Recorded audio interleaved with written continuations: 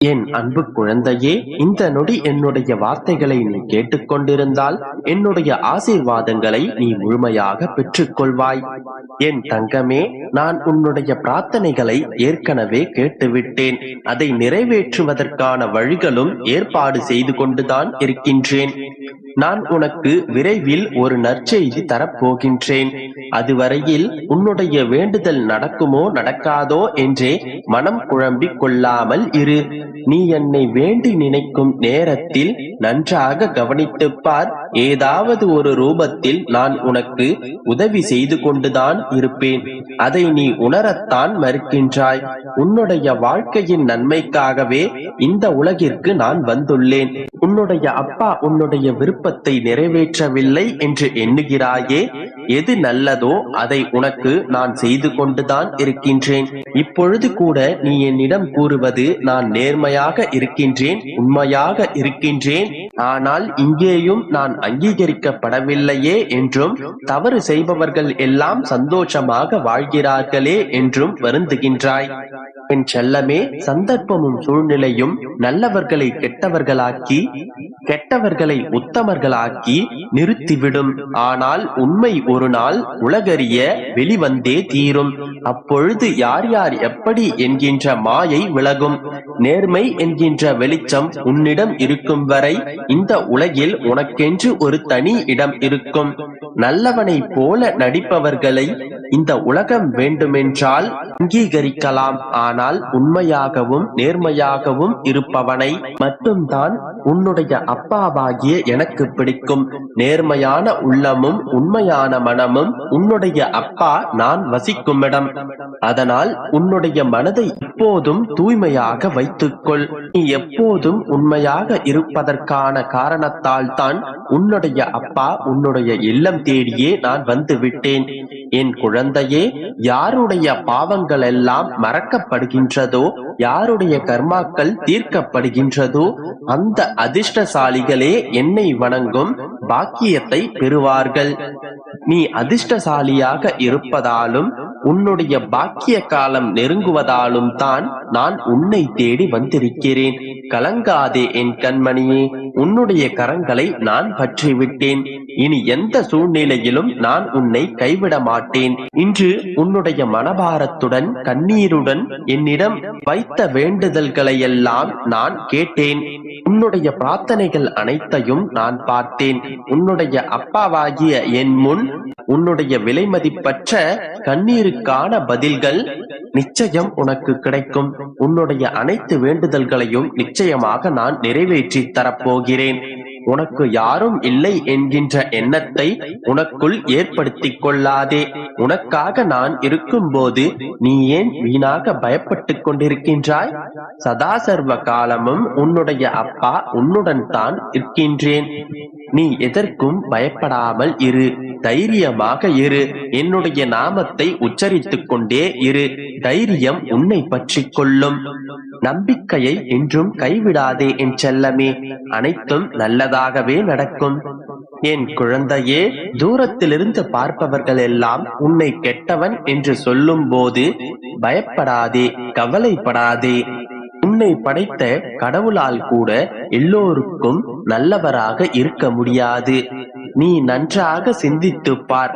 ஒருவன் என்னிடத்தில் ஒரு வேண்டுதலை வைக்கிறான். அது உடனே நிறைவேறினால் என்னை எப்படியெல்லாம் வாழ்த்துவான், எப்படியெல்லாம் வணங்குவான்.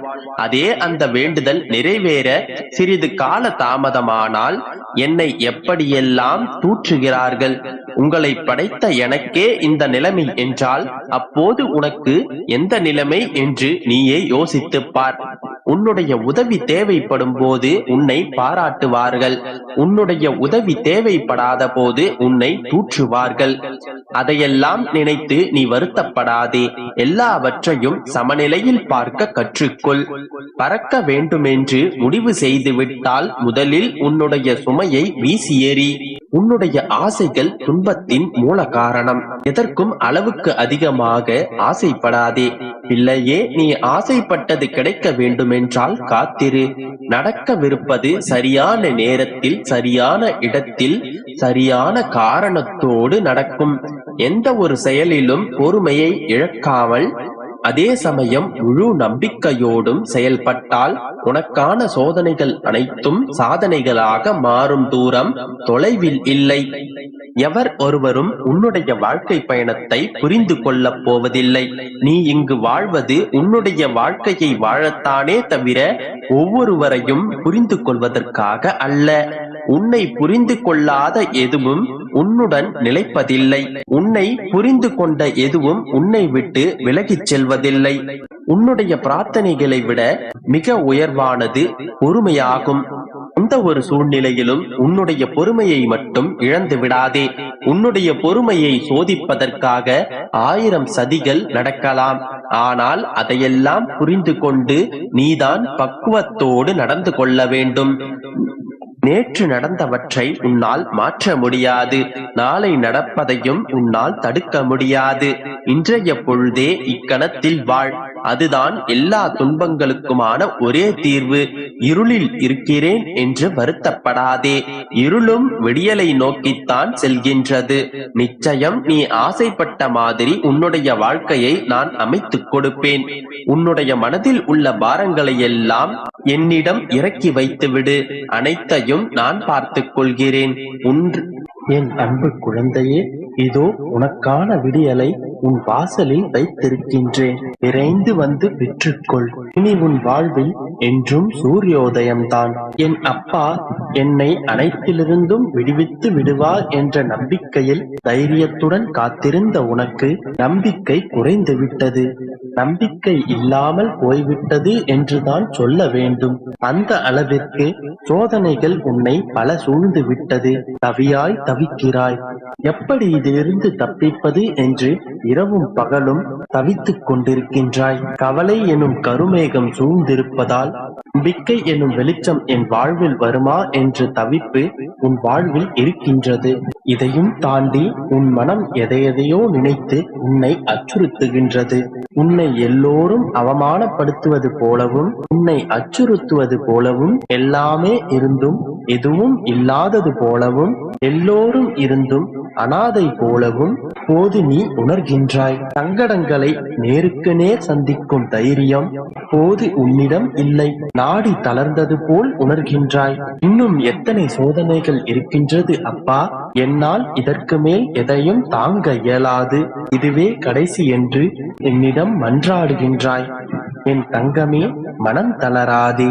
கஷ்டங்களின் கடைசி கட்டத்திற்கு நீ வந்து விட்டாய். கஷ்டங்களும் ஒரு எல்லைக்கு வந்து விட்டது. இன்னும் சிறிது காலம் மட்டும் இதை நீ பொறுத்துக்கொள். அதற்காக உன்னுடைய ஒட்டுமொத்த சக்திகளையும் ஒன்று திரட்டி தைரியமாக இரு. மனம் எதிரே தெரிகின்ற சங்கடங்களை நினைத்து நம்பிக்கை இழக்கின்ற காலகட்டத்தில்தான் நீ இருக்கிறாய் என்று நான் உணர்கின்றேன். இந்த சூழ்நிலைதான் உனக்கு உண்மையான சோதனை காலம். இந்த சூழ்நிலையில் திடமான சிந்தனையை நீ தக்க வைத்துக் கொள்ள வேண்டும். ஆனால் ஒருபோதும் கலங்காதே. பிரச்சனைகளை கொடுக்கும் நான் அதை தாங்கும் சக்தியையும் உனக்கு கொடுப்பேன். எந்த பிரச்சனையாக இருந்தாலும் அதனை துணிச்சலோடு எதிர்கொள். என்னால் இதனை சாதிக்க முடியும் என்ற வைராகியத்தை மனதில் வளர்த்துக்கொள். உன்னை ஒருபோதும் நான் கைவிட மாட்டேன். தைரியமாக இரு. நிச்சயம் உன் வாழ்வில் நீ வெற்றி